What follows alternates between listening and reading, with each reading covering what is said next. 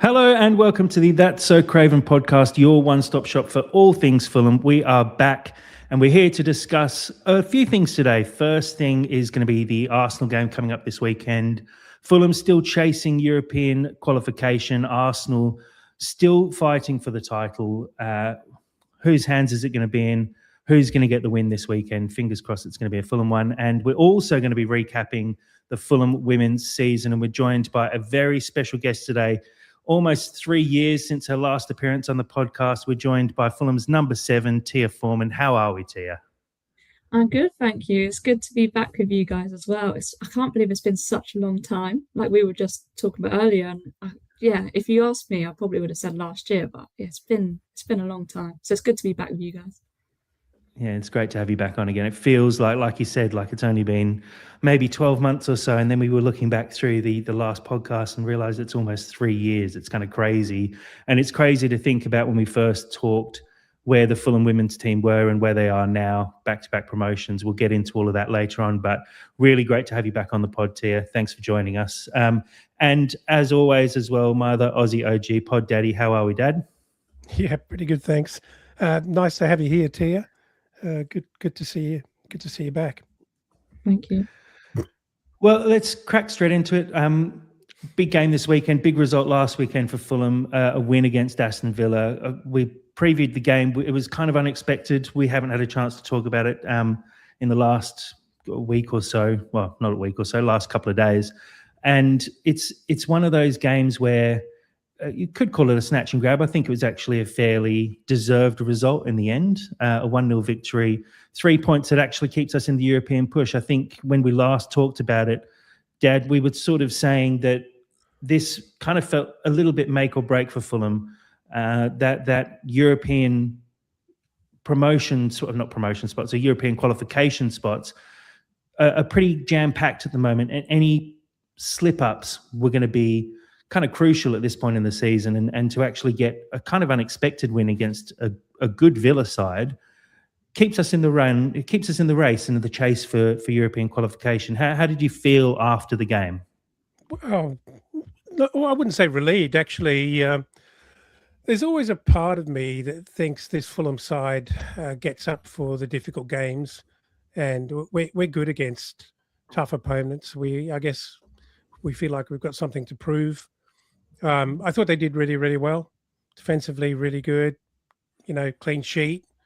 And okay, we didn't score a hatful of goals, and that continues to be our problem or our challenge. But no, really, really good 3 points, most unexpected and very timely. And Tia, I guess in sort of looking at it overall, it's a tight race for these European spots at the moment. There's only a handful of games left as the season comes to a close. Villa are a little bit higher up the table than us, but Fulham sitting now on a good standing to potentially push on, but with a tough run of fixtures. It's pretty packed there, though. You've got Brighton, Bournemouth, Chelsea, Brentford, Palace, all fighting out over those spots. Do you see this one going down to like the very end of the season, that last game of the season, where Fulham are going to need to get a result to potentially qualify for Europe? And obviously, there might be a few extra spots with Europa League wins, Conference League wins, things like that. Yeah, I think this will be a close one. I think because obviously at the top of the table, we've got a close clash. At the bottom of the table, we've got a close clash. And then you've got Europe as well. So there's a lot of teams still fighting for different things. Whereas I think normally when you get to this part of the season, there's a lot of teams who just accept mid-table, not really fighting for anything. They're still going to be in the league. They're not going to get into like Europe. So this year, I think there's a lot of teams fighting for a lot of things. So everyone's going to be on it. So I think it will come down to the last games. It's just going to be who can hold out the longest. Yeah, absolutely. And, we saw Marco say after the last game, this team's definitely not on the beach. And I think, as he said, there are so many teams jam-packed in those sort of 6th through till 12th spots that it does feel very much like there is everything to play for right until the last day of the season at the moment, which doesn't feel like a place we've been in for the last couple of years. It seems to be we're sitting in that sort of mid-table spot and the season gets away from us with 5-6 games to go. But now it really feels like, it's going to be a tough game against Arsenal this weekend, and a game, if we're being really honest, we're probably going to lose. But it does feel like if you do manage to pull a result out here, we'll probably actually, Dad could have that kick-on effect that gets us European qualification by the end of the season. I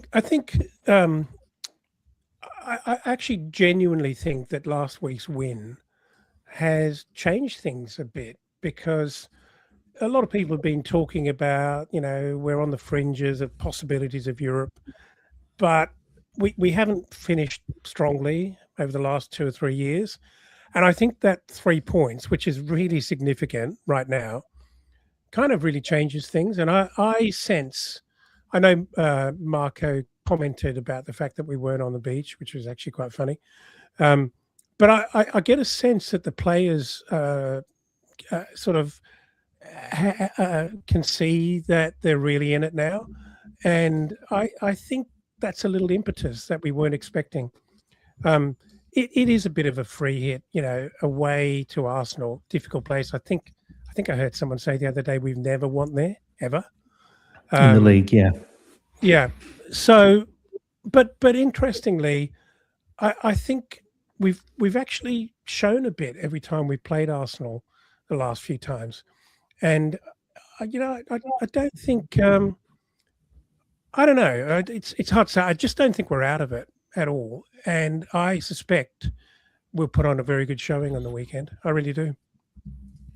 Yeah. And Tia, this Arsenal team, they've been pushing for this league title for the last couple of years. They've fallen just short over and over again.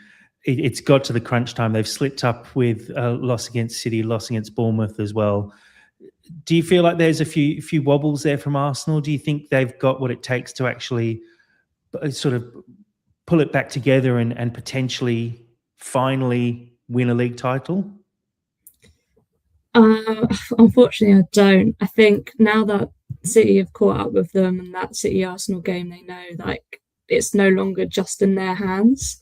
And I think, this has been like a ongoing thing for the last couple of seasons. I think now that they've got to this point where City are now currently like on, like with them, I think the previous years they're going to have in their mind, like we always bottle it. And then it's not going to set them in good stead, but they are in Champions League semi-final still. And obviously I watched the game last night and they did play really well, but obviously you can't be resting your strongest players when you're trying to push for a Champions League final at the same time. So I just don't think they have as good a squad depth as Man City does, unfortunately. And so I think Man City might take it again this year. I thought for a second there you're going to say they don't have as good squad depth as Fulham have. And I was going to say, yeah, fair call. Maybe not accurate, but fair call. It's a good point you make, though. Early in the season, those teams that are competing in Europe, you do see a lot of rotation. We saw them put out a strong side. Obviously, in a Champions League semi-final, you expect to put out your best 11. Do you see there being much rotation from them this weekend, or do you think there's really no opportunities for them to do so? Every game is so important now coming towards the end of the season. Yeah, I don't think they have an opportunity to rotate squad. I think they need to start their strongest 11 every time. Obviously, I know yesterday, like people came on and off, but yeah, they don't have the opportunity, and they don't have like as good a squad depth on the bench as Man City do. Like you can take off Shirky and put in Doku. It's incredible what they have, but Arsenal, yeah, I don't think they have an opportunity to squad rotate, and I'm sure they know like Fulham is not going to be an easy ride, so they again don't have that opportunity either.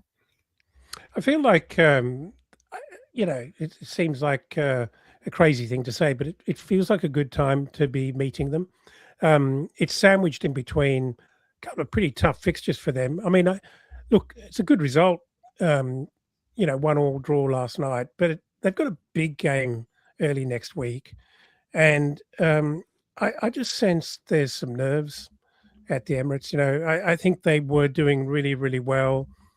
Their last 3 or 4 weeks haven't been great. And they're unsettled by City for sure. Not that they would be scared of Fulham, but I think they would remember that Fulham can hurt them. And it feels like if we can almost sort of weaponize the silence. If we can hold them to without scoring at halftime, I just wonder whether the crowd turns against them and actually gets a bit nervous and puts a lot of pressure on them, and that's a opportunity for us to get into the game and pull something off.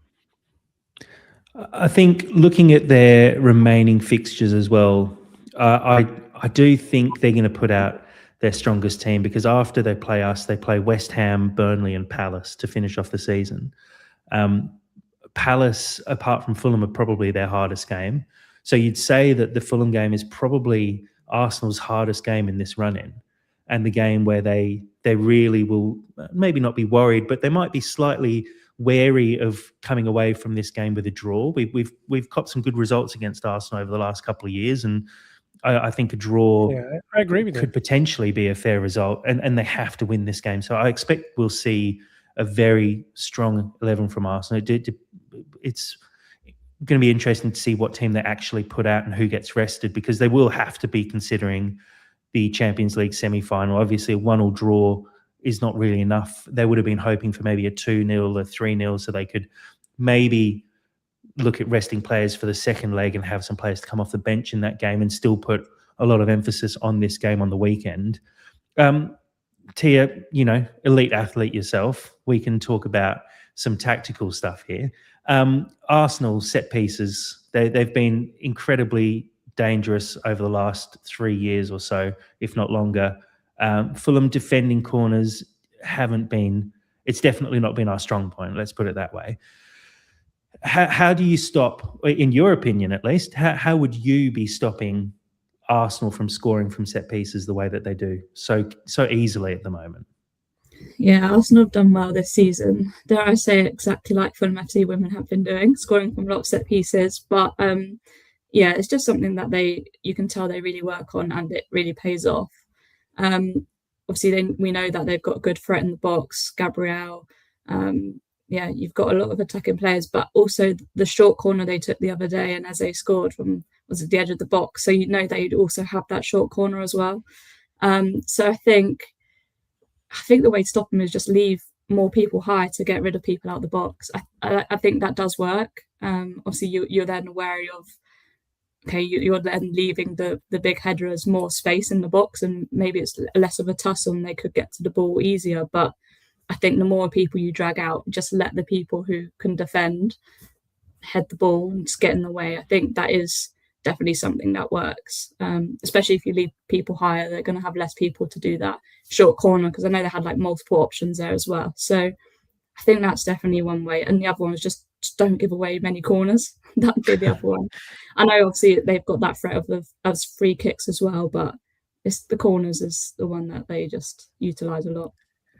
Do you, in your opinion, what do you think what's your preference between at corners and for set pieces man marking compared to zonal marking? It feels like Fulham try zonal marking fairly regularly, and against these Arsenal set pieces, zonal marking just doesn't seem to work sometimes.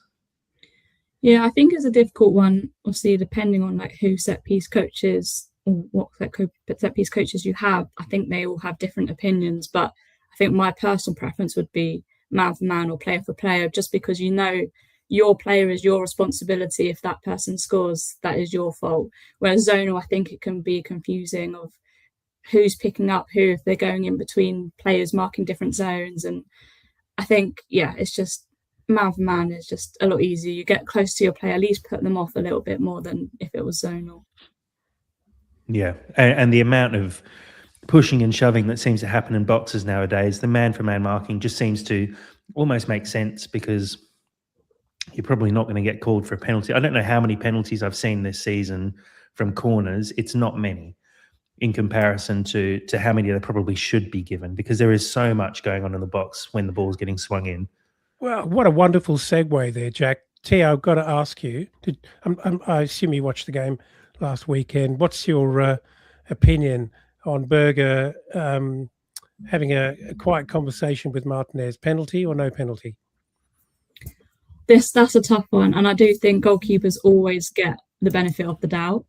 I think Sunderberg has just stood his ground, but any time a goalkeeper is going to make the most out of that and just say he's been penalised or is in his area of personal space that he needs to get his hands up. And obviously Sunderberg is the perfect person in the Fulham squad to be doing that just because of his height. But I think, anytime you impede the goalkeeper, it's going to be given. I kind of agree. I understand all the arguments there. I do think it's very soft, though. Yeah. Oh, it was. I mean, what my question is, what happens with Leno? You know, he seems to be very heavily manhandled, and we never seem to be on the sort of winning end of that. What's your opinion on that? Yeah, again, it's very different for each team. You could say the same about like penalties given, handballs in the box these days. Like there's no rhyme or reason for sometimes this decision being given or not given. It's very like changes a lot game to game. Obviously, I think the goal should have stood as a Fulham fan, but if the same happens to Leno, all he can do is complain and hopefully gets the benefit of the doubt, as a goalkeeper should do in that situation, or would do nowadays. I suspect the average Fulham fan's going to say, look, they have a lot to say about that, but if it happened at the other end, they want to see it given. Yeah, I think so. I think it's just consistency at the end of the day, and that's the problem with refereeing in general. I would say, because it is kind of opinions based in a way. Like the referee on the day has a particular view of something and makes a call based on what he sees, and you kind of just have to go with it, and it's going to be different every time. And that's why, say 9 times out of 10 that one's given, 9 times out of 10 that one's chalked off, because there is that one time that it will actually slip through because it is just an opinion. One thing to say about Fulham's defence, I guess, going into this game against an Arsenal team who, score a lot of goals, score from set pieces, it's been much improved, I'd say, over the last couple of weeks. We've had clean sheets against Brentford, against Villa, before that against Forest, conceded 1 to Burnley. It's been better in recent weeks. I think we've only conceded 4 in the last 6 weeks, 3 clean sheets on the bounce, I believe it is, since the Liverpool game. It's definitely improving, but goal scoring is an issue for Fulham at the moment. Tia, I mean, it's a tough one to answer, because I think for Fulham, we've relied fairly heavily on Harry Wilson being in such great form this season. He's got 10 goals. Raul Jimenez has had a really good season as well. He's got 9 for the season so far. After that, though, it really does drop off. I think Iwobi's our next top scorer with 4 goals. With Wilson kind of a little bit out of form at the moment, and his future a little bit up in the air as well. Jimenez as well just seems a little bit out of form at the moment. Do you think it's going to be tough for Fulham to get a result because of that? Because let's be honest, to get 3 points, you have to score at least once, and to play against a team like Arsenal, you probably have to score twice to win a game. Is the lack of goals for Fulham going to be our biggest issue on the weekend? I think that at the Villa, I was at the Villa game, and Fulham does get into good positions and in crossing the ball and things. It's just that final pass or that final cross where either doesn't go to a Fulham player or it goes straight off. I think they're the moments that are more key than the actual goal scoring, because I think when you're getting into those positions, that is the football Fulham play. They like to switch the ball, keep possession, and then balls into the box. They're not very direct straight into the number 9 team.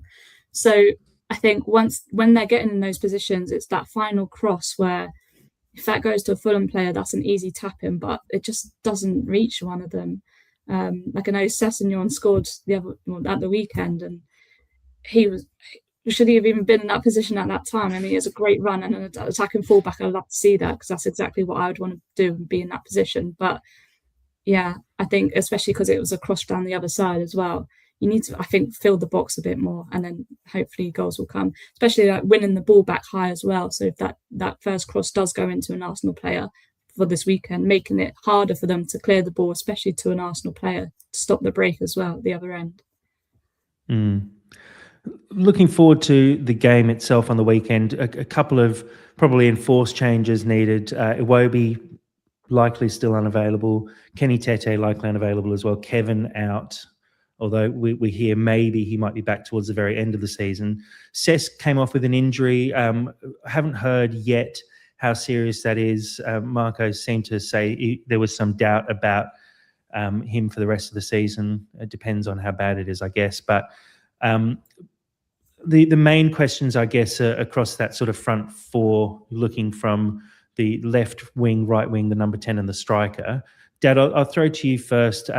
We've seen Wilson, we've seen Bob, Chukwueze, Smith Rowe, King, and then Jimenez and Muniz up front, sort of interchangeable over the last couple of weeks. What would you like to see on the weekend against this Arsenal side? Well, the first thing I would do is actually ask Smith Rowe to step up. It's his old club. I think he's potentially got something to prove. He never made it through the ranks. He knows the players. He's played with them for a long time. Surely he's got something to prove, and here's his opportunity to really show them what they're missing out on. And I think players do have that perspective and want to actually do well against their former club. And I think he's been pretty good actually over the last few weeks. He's been a huge improvement on last year. I was very much on his back last year. I thought he was underperformed terribly, and his effort was just average. He just didn't look like he wanted to be there. I see a very different player now, and I think it might be a great opportunity for him to really earn some points there. The other player in that camp's got to be Leno as well. Leno is always thought of as not good enough for Arsenal. So not that he can go out there and score any goals, but I see a big game coming from him as well. Look, as patchy as Harry Wilson has been over the last few weeks, I think you've still got to back him because he's capable of goals against the very best. And so I don't think you can go without him. And he's been pretty inconsistent really over the last few weeks. Hasn't looked out of place, but just inconsistent, just drifts out of the game. And so you'd have to back him to start and hope that he can rise to the occasion. Yeah, it's a shame that Iwobi is not in contention for this, but it's an opportunity for Oscar Bob to know that he's got a few games ahead of him, and he's not looking over his shoulder because he's much more of a starting prospect than he was 3 weeks ago. So maybe it's his big opportunity again.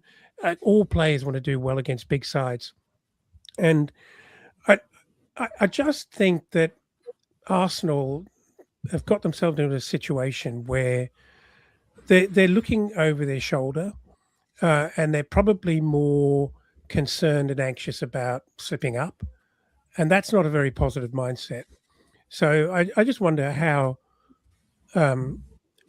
nervous their defence might be, and if we really go after them, who knows?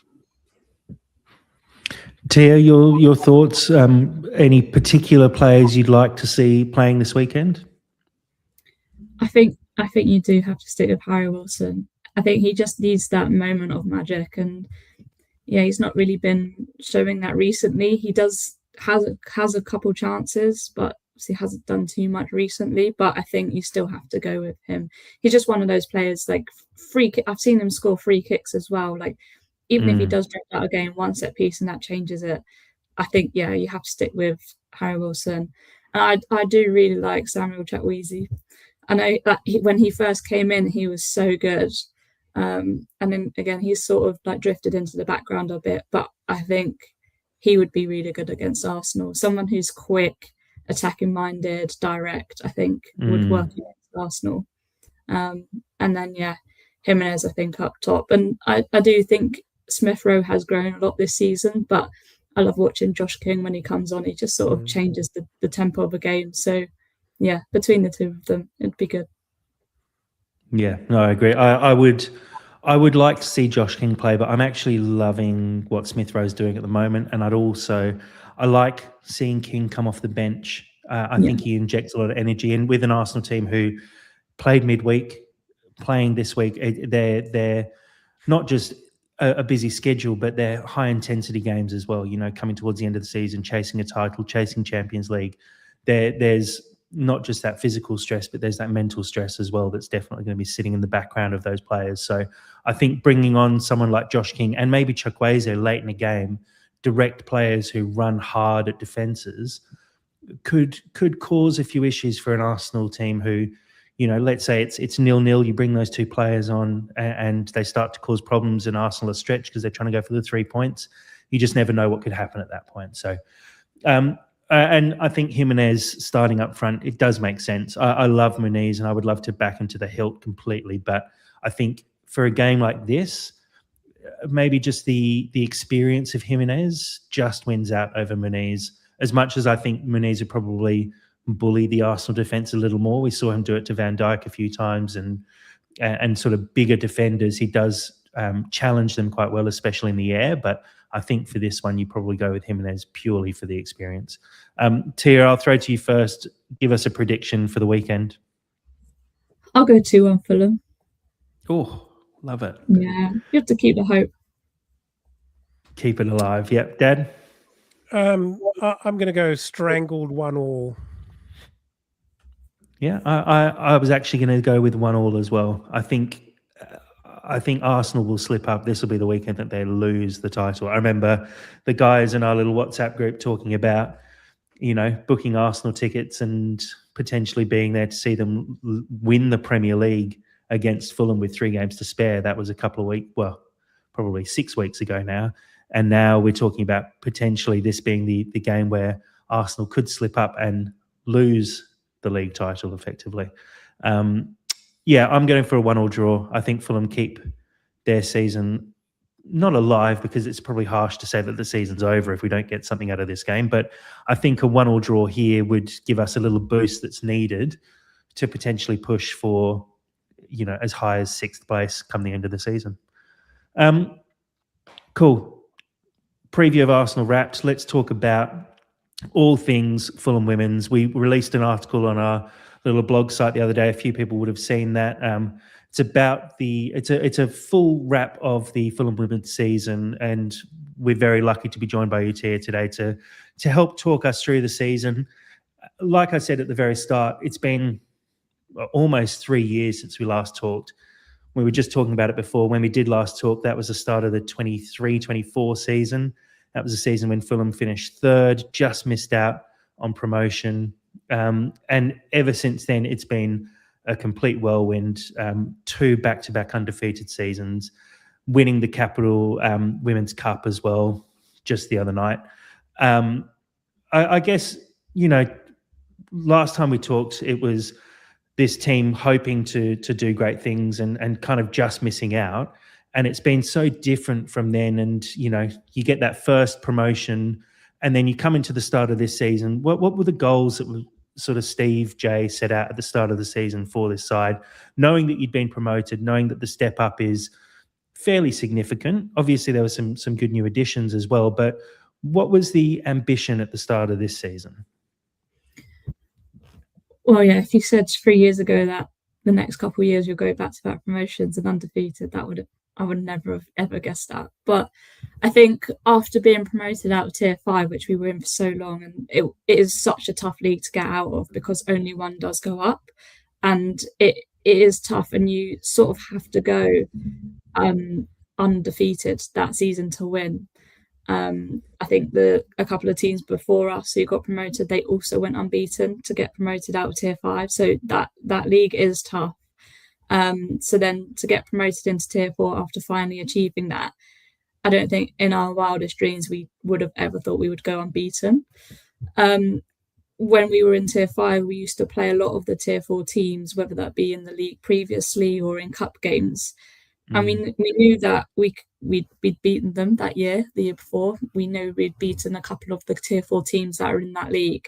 But I think a cup game is just a completely different game to league games. Like, a cup game, you can give everything for 90 minutes. If it goes to extra time or penalties, that's fine. But to do it consistently week in, week out against like a higher level opposition throughout a whole season with the ups and downs of people, players, situations, it's crazy. But I think that the aim at the beginning of the season was, I think, probably top 4. We knew we'd beaten the teams the lower end of tier 4 the season before. We knew that the teams at the top were fighting for promotion previously in tier 4. They knew what the league was about. They also have good input from their clubs. So yeah, I think top 4 would be fair to say that's what we were aiming for. Well, definitely succeeded there. And you know, there's, like I said, I keep referring back to when we talked a few years ago because it was such a different time back then, despite it only being, 24 months. But there's been a lot of new additions into the squad this season and over the last couple of seasons who have really helped, make that step up. I guess this season, who are those new additions that you feel have made the biggest difference to the team, and how have they made a difference as well? Yeah, I think everyone who's come in over the last few years, they've just settled into the team really well. That can be like off the pitch and on the pitch. And obviously, it's hard when you get promoted. There's probably the people are looking, who's in this team? Where are they now? How are they developing? So I think it's tough when it comes to the end of the season and thinking about the season after. But I think all the girls who've come in this year have done really well. Like Kay Dungay at the beginning of the season, she was nearly scoring, assisting in every game. And I think the start of the season is very telling every year because it's sort of, that's your first look at the other teams, especially like results against other teams in the league. But also just the tempo of the game was different and just knowing where we are.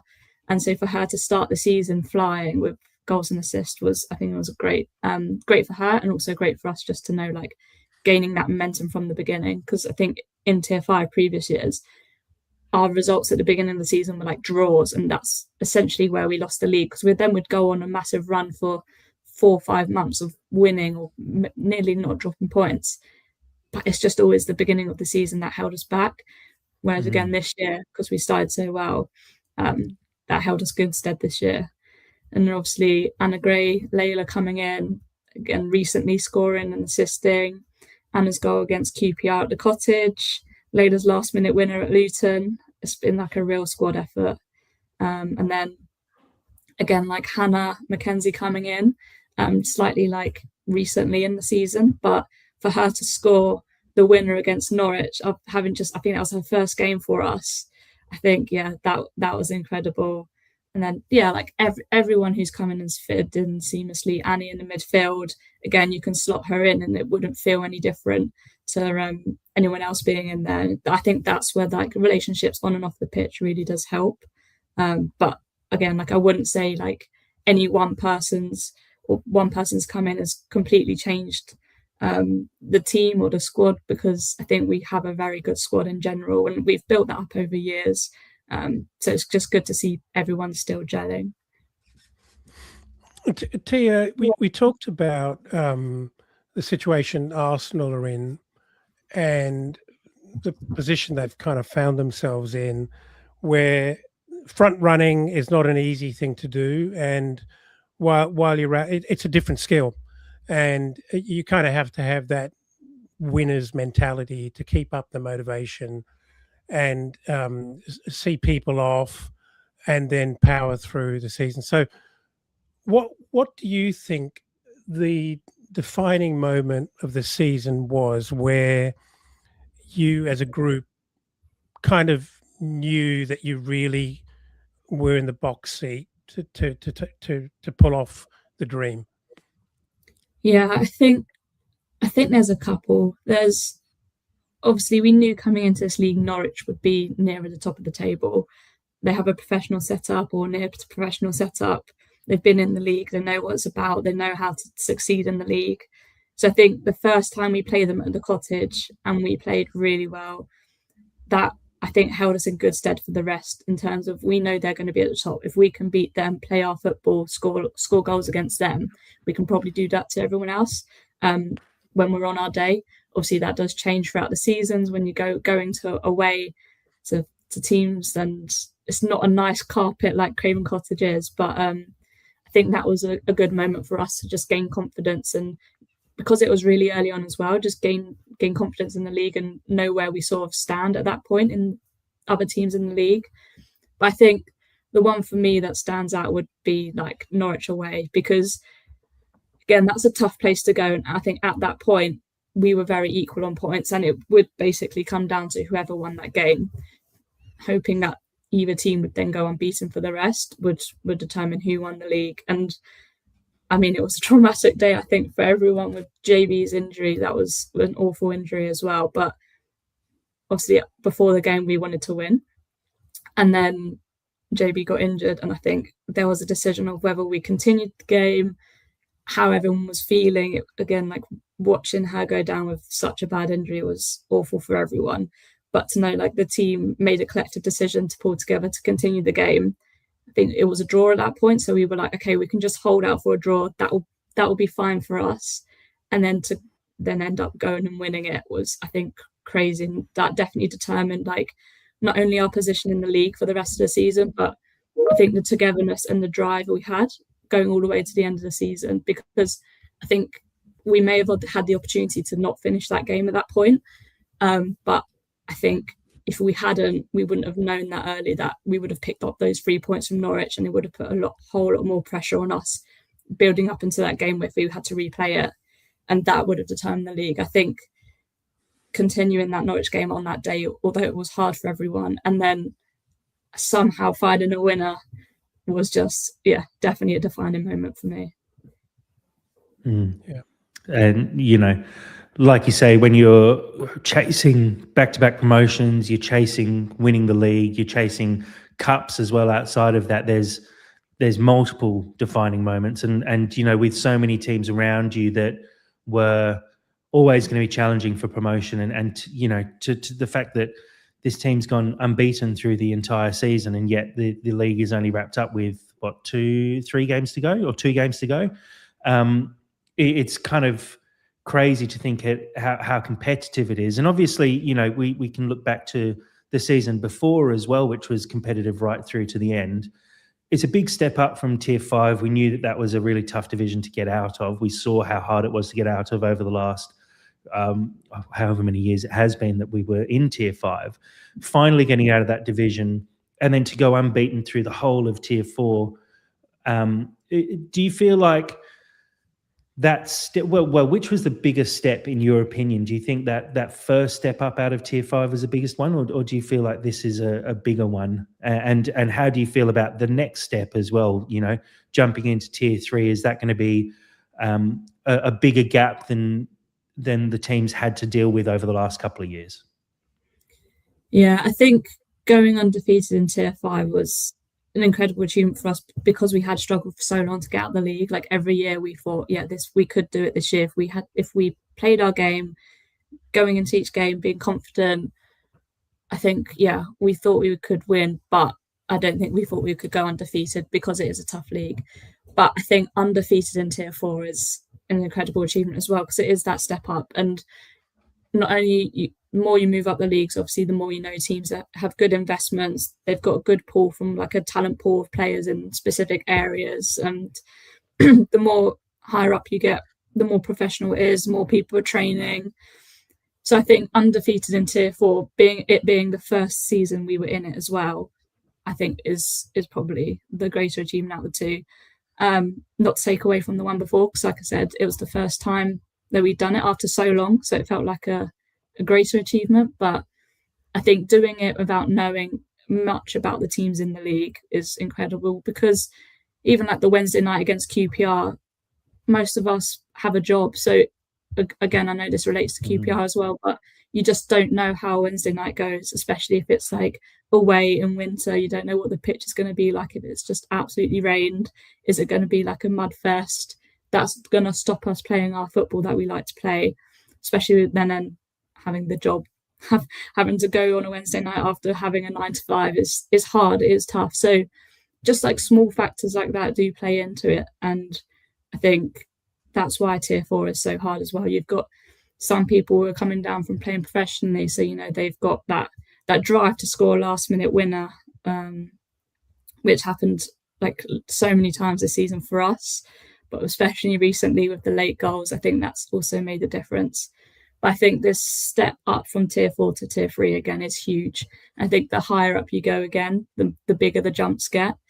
It will be difficult, and it's just one of those things, right, where it's like we can continue playing our same football. We know we can do well with that, but the higher up you go, the less chances you get in terms of in front of goal, and the more you have to defend for your life. So I think, yeah, tier 3 will be tough. Can I ask just a question there, Tia? It's look, the player group deserve huge congratulations, but it would be unfair to overlook Steve J's contribution. That's a pretty impressive effort to do that back to back. And as you say, it's not a simple arithmetic kind of improvement as you move up the leagues. It's a big jump, and the challenge he's got to integrate new players every season into a very different challenge. What do you think is the most underrated aspect of his management that has made a contribution towards getting the group to where they are now? I think it would be how well new players gel with current players, because I think that is why we are so successful. We have a very good squad. It's not just our starting 11. And I think this season's particularly, we haven't really had like a consistent starting 11 week in, week out.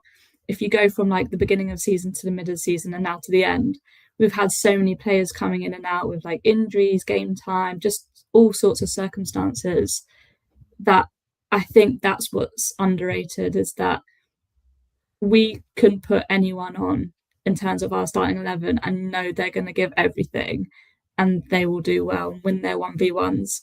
So I think it's that like seamless integration of new players with old players, with younger players, older players. Just, yeah, the squad we have, I think, is probably the underrated thing. Just touching on the young... Him. Yeah. We're just going to touch on the younger players as well. Obviously, we won the Capital Women's Cup, but also seeing the under-18s win the Capital Women's Cup as well. A really impressive group there. Are there any standout players in that group you think will be breaking into the first team over the next season or two? Yeah, definitely. We have a lot of them train up with us weekly as well, and it is great to see, like, when they come in, maybe the first couple of sessions they're a bit shy or intimidated, but the more they get to know us and the more they're welcomed into the session, which we try and do, they are just great players and have great prospects ahead of them. This year, we, like every year as well, we do have like some under-18s who come and play for us or come and train a lot with us, like Bo Taylor and stuff like that. We have Naomi this year, and she's done really well. Played a lot. Naomi Bradley, see, Claire knows. She's done really well this year. Played a lot with us as well. And then Lex Lopez as well. She's played a lot with us this year. And I think they definitely have what it takes easily to stay in our team and get a starting 11 place. They just have I think when I think back to when I was like under 18s or 16, I was just not, I think I had the technical ability. I just didn't have the physicality to stick it with a women's game. It's so different compared to the under 18s, under 21s. But the under 18s players we have, they have that physicality. They don't get pushed off the ball or bullied. Like they are really good players, and they're technical as well. So I think a lot of them have a good chance. Yeah, awesome. Tia, I'll throw a question at you from our YouTube live as well.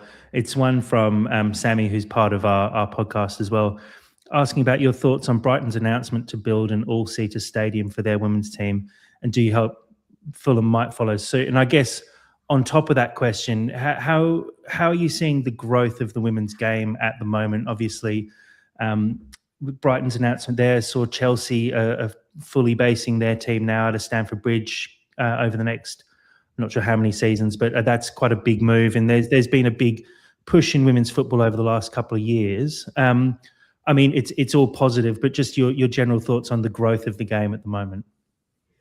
Yeah, the growth of the women's game has been incredible. So from the first time the England women won the Euros, we saw a massive increase in attendance, in money being put behind clubs, and then to do it again, it's just like a exponential growth, and that does translate down the leagues as well. The more girls you get playing younger, the more women you get interested. It does filter up or filter down in that way.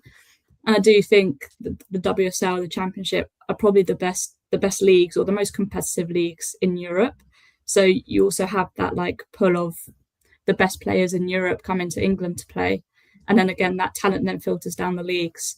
So the growth of the women's games has been incredible. And yeah, never when I was younger did I think that being a footballer would be like a full-time job for a woman, which is sad because knowing now like things are so different now, which is so cool to see. But yeah, I think Brighton Stadium is interesting because on the one hand you're like, that's a great opportunity for them to like commercialize the women's game, and on the other hand I'm like, well, why can't they just play at the Amex? And I know there's like a difference in capacity and things. It would just be interesting to see how it's run, because I think Arsenal women have done it so well with the Emirates, and they sell out or close to sell out every single game, and they have such a big fan base. And then Chelsea's move, obviously it's taken them slightly longer to build that like loyal fan base who are there. Like obviously they have a loyal fan base at Kingsmeadow, but the amount of numbers to fill the stadium, and I think now they feel like they're ready. I think it's a good that they've done it or like delayed, because it means the growth is sustainable rather than like just rushing and then not filling out. Then you get the comments about the finance, things like that. I think the most important thing is, especially going forward as well, is the sustainability side of it. So if that helps Brighton build a sustainable like increase in investment in the women's team, commercialization and stuff like that, then I mean it's a great stepping stone. It'll be interesting to see the difference, like if there's any just like women specific things they have. Like I don't know, there's lots of things that they can do and make it different, or whether they just copy and paste in terms of like, this works for men's football, so we'll do the same for women's football, which I think is a dangerous area to be in. But yeah, I think it's really interesting. It's really cool.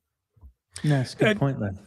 Tia, with obviously it's a unique kind of advantage for the women being, you know, in the ascendancy, but actually having a big Premier League club behind them.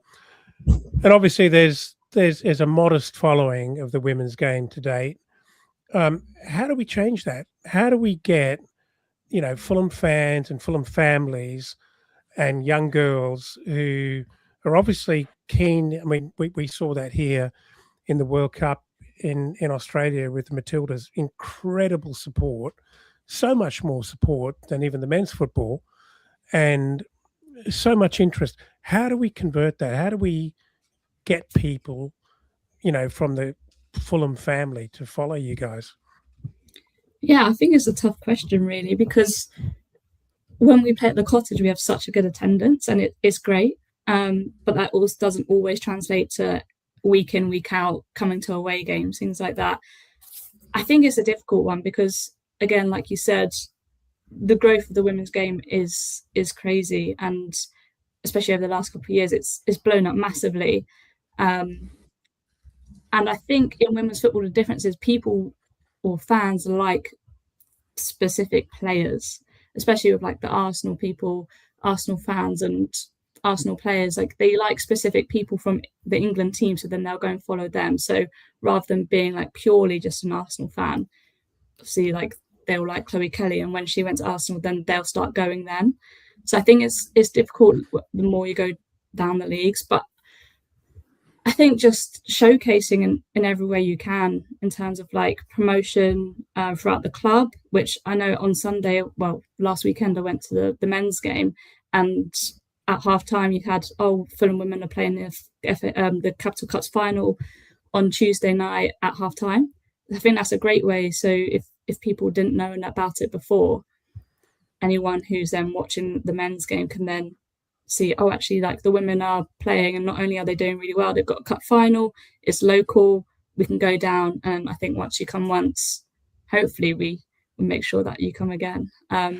But the games at the Cottage as well, that's a great showcase. But you're right. Yeah, I think you've hit the nail on the head. I think it is about people getting personally involved, finding their favorite players, following them, taking an interest, actually kind of learning, not in a creepy way, but kind of learning everything they can about those players and really taking a personal interest. And the only way you do that or achieve that is to give the team and the players visibility and actually raise them to that level.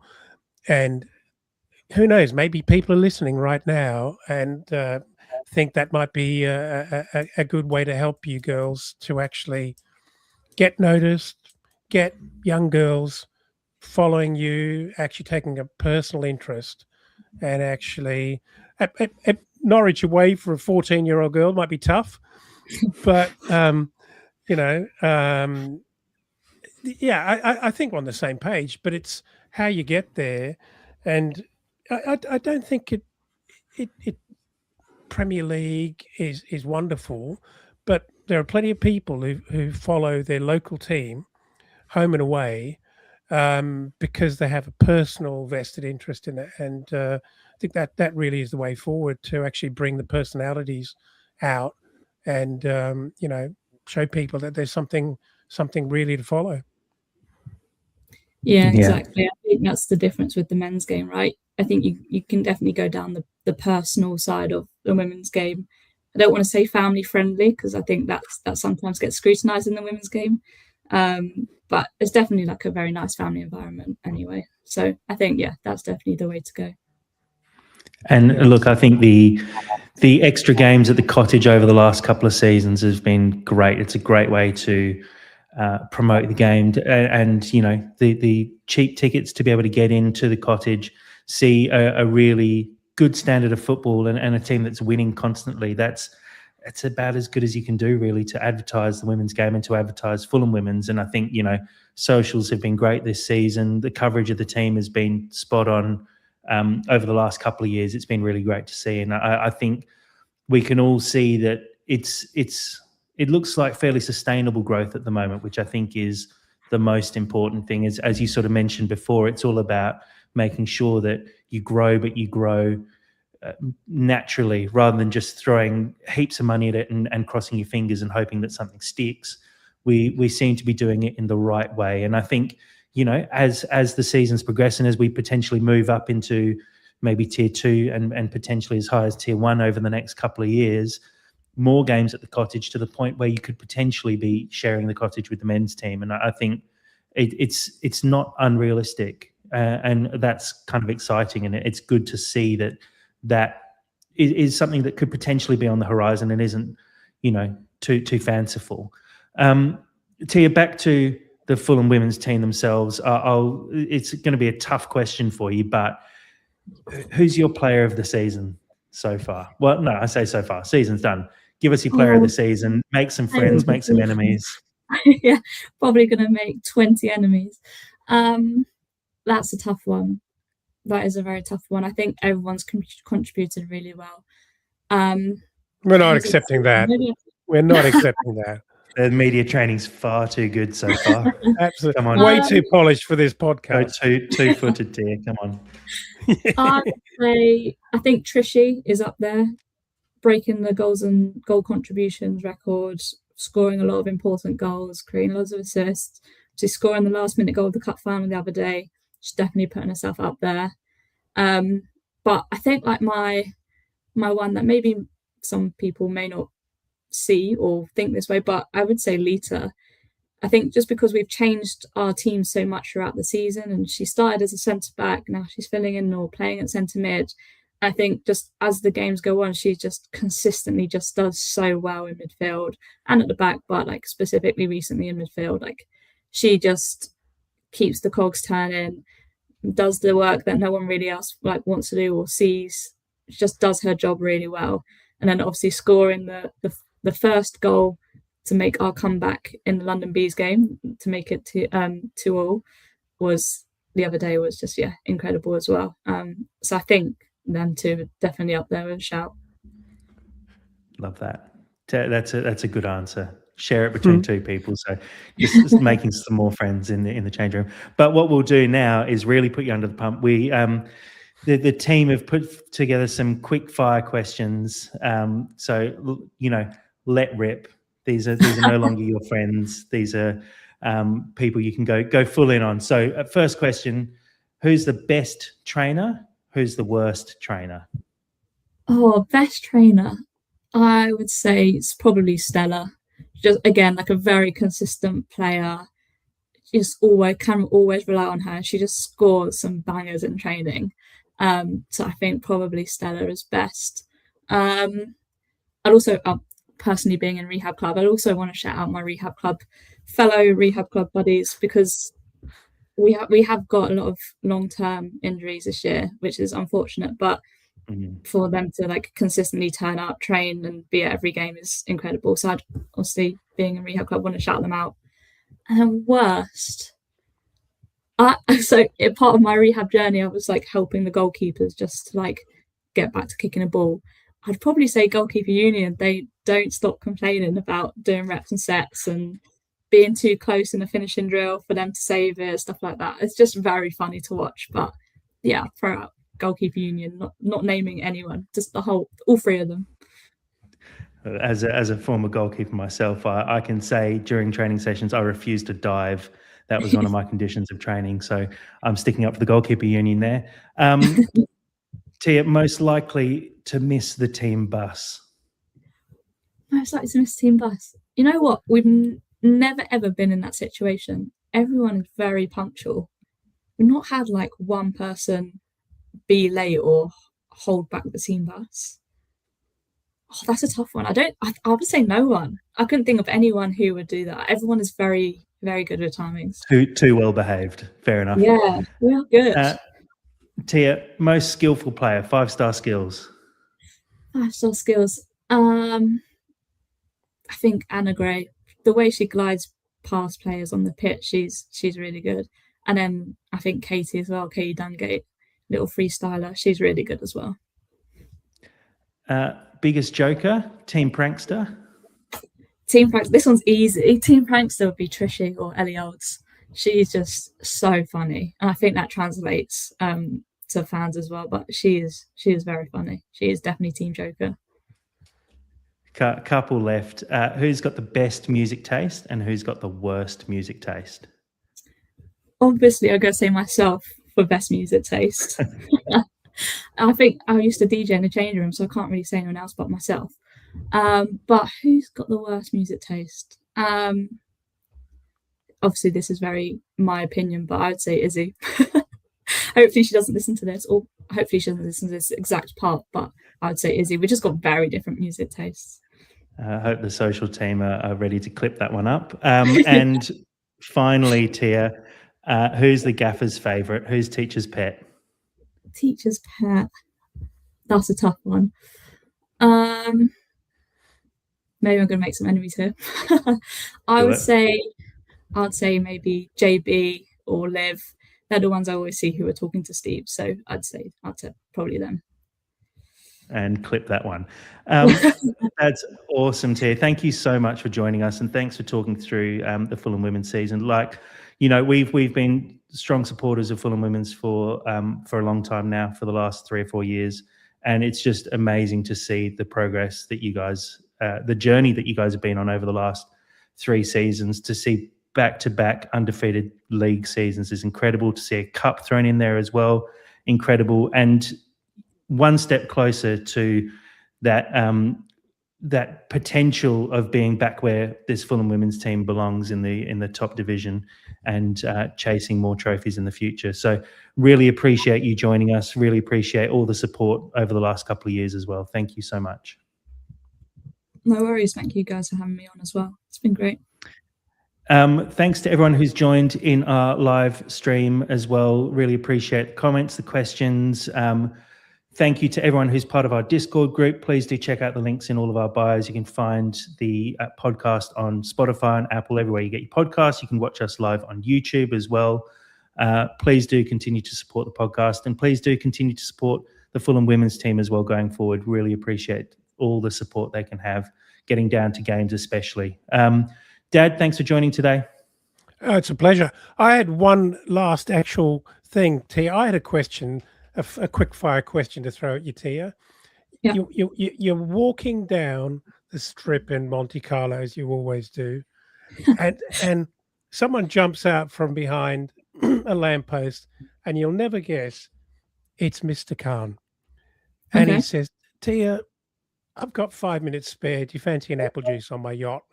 And you go, yeah, fine. What's the one outrageous wish that you ask him to grant you and your friends for next season? Oh, you know what? He actually parks his yacht in London near where I work. So I always like, oh, maybe I should I have was my joking, Tia. wait. Well, maybe reality. So I actually need to think about this. But I would say probably, yeah, put us at the cottage every game next year, and then see what he does with that. Yeah, fair enough. Love that. I think you should try it. Yeah, we'll give it a go in London. I'll walk with my kit round his yacht and see if he sees me.